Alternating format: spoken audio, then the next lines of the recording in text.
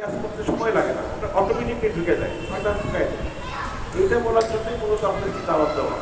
বাসায় গেলে বাচ্চা দুষ্টামি করে, কান্নাকাটি করে, মোবাইলটা দেয়, তো আপনি আদর করে বাচ্চাকে মোবাইল দিলেন, দেওয়ার পরে বাচ্চা কি করবে, ওর মধ্যে ঢুকে আসে এত খারাপ কিছু দেখবে যে সে 2 মাসে যা করছে সব ভুলে যাবে, কিচ্ছু থাকবে না, সেখানে আবার খাঁটি হয়ে সত্য হয়ে আবার মানুষ আসে। এই জন্য দয়া করে আপনার মোবাইল বাচ্চাদের হাতে দিবেন না। অনেক গার্জিয়ান আছে মনে করে যে আমার ছেলে মানুষের কিন্তু ফেরেশতা হয়ে গেছে। না না, ফেরেশতা হয়ে যায় নাই, ও তো মানুষ। আমাদের কাছে থেকে সে কিছুটা শিখছে, এখন আপনাদের কাছে যখন যাবে তো আপনাদের কাছে যখন খারাপ কিছু দেখবে তো খারাপটাই নেবে। খারাপটা খুব সহজেই গ্রহণ করা যায়, আর ভালোটা গ্রহণ করতে সময় লাগে বেশি। এই কারণে আপনাদেরকে বলবো, এক গার্জিয়ান, আমার অনেক আগের কথা, এক গার্জিয়ান বলতেছে, হুজুর বাচ্চা মাদ্রাসায় দিলাম, কেমন কেমন শিখাইলেন, ও তো বাড়ি মাসায় গিয়ে টিভি দেখে। তো আপনার টিভি কি আপনারা দেখেন? আমরা তো দেখি, আপনার তো জেনারেল মানুষ, আমরা দেখবো না? আমি যে কেমন কথা বলেন আপনি? আপনি মা হইয়া বাবা হইয়া বাচ্চার সামনে টিভি দেখবেন, আর কি জুলুমের কথা, বাচ্চা টিভি দেখবে না? আশ্চর্য কথা। আপনি বাবা হইয়া মা হইয়া টিভি দেখবেন, আর এই বাচ্চা ছোট মানুষের টিভি দেখবে না? ওরা তো মানুষের সে ফেরেশতা হয়ে গেছে। না না, এরকম মনে করবেন না, সে ফেরেশতা হয়ে যায় নাই। যতদিন এখানে ছিল সে আমাদেরকে চেষ্টা করছে ভালো করার জন্য। আমাদের সমাজে থেকে সে এরকম 5 ওয়াক্ত নামাজ পড়ছে, সে এরকম ভাবে সবসময় কোরআন নিয়ে পড়েছিল, সে মোবাইল দেখে নাই, টিভি দেখে নাই। কিন্তু আপনার কাছে গিয়ে সে যেন টিভি দেখার অভ্যস্ত না হয়, সে যেন এরকম পাঞ্জাবি ফিলা প্যান্ট শার্ট করে রাস্তা দিয়ে না করে আপনি খেয়াল রাখবেন। হ্যাঁ, মোবাইল দিবেন না তাদের হাতে একদম, সে যতই কান্নাকাটি করুন। আপনি একটু কষ্ট করে বন্ধের কয়েকদিন মোবাইলটা লুকায় রাখেন না, বাসায় লুকায় রাখেন। যদি বাটন সেট থাকে বাটন সেট ব্যবহার করেন, আপনি অ্যান্ড্রয়েড সেটটা আপনি চেষ্টা করবেন লুকায় রাখার। বাচ্চার হাতে মোবাইল দিলে দেখেন বাচ্চাদের মেধাও বেড়ে হচ্ছে, কচি বেড়ে।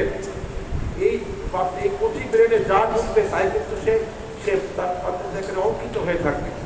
তো আপনার মোবাইলে কিন্তু আমরা জানি মোবাইলে খুব খারাপ থাকে, ইচ্ছা না করলে সামনে চলে আসে। এই বাচ্চা মানুষ যখন এগুলো দেখে ওর ব্রেনের মধ্যে ক্যাচ করে বিভিন্ন গেম, এই বাচ্চারা গেম খুব পছন্দ করে, বিভিন্ন গেমের অ্যাড চলে আসে, টিপ দিলে গেম চালু হয়ে যায়। এই জন্য বাচ্চাদের কাছ থেকে মোবাইল তুলে রাখবেন। টেলিভিশন আপনি চালাবেন না, ঘরে থাকেও যে কয়দিন বাচ্চা বাড়ি থাকবে ওই কয়দিন আপনি টেলিভিশন চালাবেন না। এই জন্য বাচ্চার লেখাপড়ার জন্য গার্জিয়ান অনেক সচেতন হতে হবে। শুধু উস্তাদের উপরে নির্ভর করতে হবে না, আপনার গার্জিয়ানকেও সচেতন হতে হবে।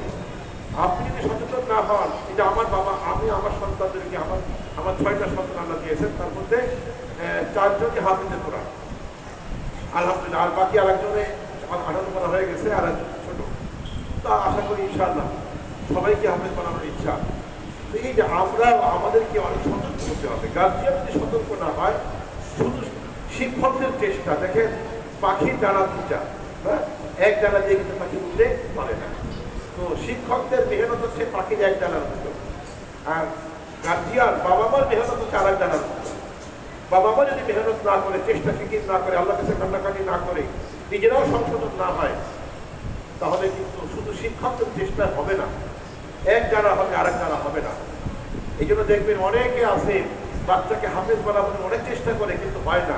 লক্ষ লক্ষ টাকা খরচ করে এমন আছে, আমার জানা মতে এরকম মানুষ আছে বাচ্চাকে হাফেজ বানাবার জন্য মাসে লক্ষ টাকা খরচ করে। এরকম মাদ্রাসা আছে যে প্রতি মাসে 23 থেকে 24,000 টাকা বেতন নেয়। একটা ড্রাইভার রাখা আছে, গাড়ি রাখা আছে বাচ্চার জন্য, শেষ পর্যন্ত হয় নাই। কেন হয় নাই? ওই যে গার্জিয়ান সচেতন হয় নাই, সঠিক পথে তাকে পরিচালিত করে নাই। কিন্তু শিক্ষকের উপর নির্ভর করলে হবে না। যেমন উদাহরণ বলি, আমার 2 বাচ্চা এক মাদ্রাসায় পড়ে, এই সাভারে। তো ওদের মাদ্রাসা চলাকালীন আমার মেয়ের বিয়ে হয়েছে, এখানে আমার মেয়ের বিবাহ হয়েছে। তো এখানে মোটামুটি আয়োজন হয়েছে, প্রায় 200-250 লোকের আয়োজন করছি। কিন্তু আমি আমার বাচ্চাকে আমার মেয়ের বিয়ের মধ্যে আপন বোনের বিয়ে তাকে আনি নাই। কেন? মাদ্রাসা থেকে ছুটি দিবে না, আমি জানি ওখানে ছুটি দেয় না। আবার আমি কেন আনি নাই? যে বাচ্চাকে আনি বলে লাভ রাখি, ও আসবে, আমার ছুটি দেবে, খাবে দেবে, 2 দিনের পড়া নষ্ট হবে। বুঝছে বুঝেছি, ওর 2 দিনের পড়া বা 5 দিনের পড়া নষ্ট হবে। তো বলেন ওর কি লাভ হবে নাকি লস হবে? কি বলেন, লাভ হবে না লস হবে? লস হবে। খাওয়া তারা পরে খাওয়াইতে পারো, তারপরে তাদের আইডিয়া পরে খাওয়াইছি, কিন্তু ওই বিয়ের সময় আমি আনি নেই, কারণ ওর পড়ার ক্ষতি হবে। পড়ার ক্ষতি কি আমি আনলাম আনে রাখলাম 2 দিন, কিন্তু ক্ষতি কিন্তু 2 দিনের হবে না, ক্ষতি হবে কমপক্ষে 10 দিনের। সে আসার আগ থেকে চিন্তা করবে যে আমার তো বোনের বিয়ে যাইতে হবে, 3 দিন আগ থেকে সে পরিকল্পনা শুরু করবে, দাওয়াত কিন্তু আগে থেকে বলতে হবে। এরপরে এখান থেকে যাওয়ার পরে যখন মাদ্রাসায় যাবে তখন তার কমপক্ষে 4-5 দিন ওই মাথার মধ্যে এটা ঘুরবে। যখন পড়তে বলবে তখন মাঝে মাঝে ঘুরবে, কোন জায়গায় কী হয়েছিল, কোথায় কী খাইছিল, কোথায় কী আসছিল, এই মাথার মধ্যে 7 দিন ঘুরবে। এই বাচ্চার আমি গার্জিয়ান হয়ে বাবা মায়ের তার মধ্যে সরবরাহ করতাম। এই জন্য বলছি আমার বলার উদ্দেশ্য, আপনি যারা গার্জিয়ান আছেন আপনাকে সচেতন হইতে হবে আপনার বাচ্চাকে মানুষ করতে বলে। আপনাকে কিছু ত্যাগ স্বীকার করতে হবে। আমরা শিক্ষকরা করতেছি, কিন্তু শিক্ষকরা করলে শুধু এক টানা হবে, আর এক টানা হলো না, আপনাকে সতর্ক হতে হবে। অন্তত পক্ষে বাড়িতে যে কদিন থাকবে, বাবা মা যারা আছেন, সেখানে বাবা মা মায়েরাও আছেন, তাদেরকে মায়েদেরকে বেশি বলা দরকার, কারণ মায়েরাই বেশি খেয়াল রাখে বাচ্চাদের, আর বাচ্চারা মায়েদের কাছেই থাকে বেশি।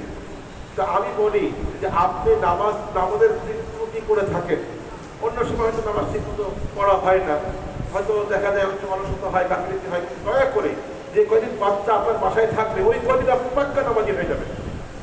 কারণ যদি আপনার বাচ্চা দেখেন আমার বাবা পাক্কা নামাজি, আমার মা পাক্কা নামাজি, ও কি হবে আপনার সঙ্গে সঙ্গে নামাজ পড়তে যাবে। কিন্তু ও যখন গিয়ে দেখে আমার বাবা ঠিক মতো নামাজ পড়ে না, আমার মা তো নামাজ পড়েই না, এমন যদি হয় ওই বাচ্চাও নামাজ পড়বে। এই বাচ্চা যা শিখলো বাড়িতে গিয়ে সব খেয়ে আপনাকে সচেতন হতে হবে। বাচ্চা এখানে যা শিখে 3 মাস যা পড়বে, বাড়িতে গিয়ে 10 দিন থাকবে, পড়াশোনা একদম অফ করে দেয়, সব সে ভুলে যাবে। বলতে বলতে একসময় সে একেবারে খালি হয়ে শূন্য হয়ে, কারণ অর্জন করতে সময় লাগে বেশি, কিন্তু হারাইতে সময় লাগে না বেশি। হ্যাঁ, একজন হাফেজ হইতে সময় লাগে, বলতে কিন্তু সময় লাগে না, তাকে দ্রুত ভুলে যায়। এই জন্য খেয়াল রাখবেন বাচ্চা নিয়মিত পড়ে কিনা, নিয়মিত পড়াশোনা করছে কিনা। আমরা একটা কাগজ দিয়ে দেবো, ওই কাগজের মধ্যে লেখা থাকবে সে 5 ওয়াক্ত নামাজ ঠিক পড়ছে কিনা লেখা থাকবে, ফজর জোহর আসর মাগরিব 1 ওয়াক্ত পড়তে গেলে ঠিক ছিল দিবে, এটা আপনারা খেয়াল রাখবেন ঠিক মতো পড়তেছি কিনা, যে হাজার হয়ে গেল।